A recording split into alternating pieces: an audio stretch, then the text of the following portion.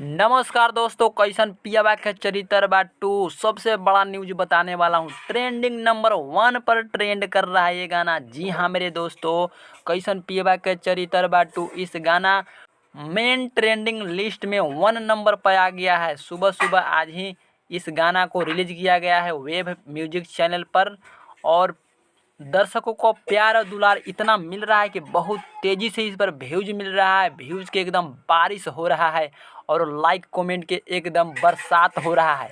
अगर आप गाना नहीं देखे हो तो जा कर के देखिए, एकदम बवाल मचा रहा है। गाना गाए हैं पावर स्टार पवन सिंह और रानी एक्ट्रेस, एकदम जबरदस्त। रानी को एकदम पानी पानी कर दिए हैं, कैसे डांस कर रही है, जा कर के देखिए, बहुत ही मज़ा आने वाला है।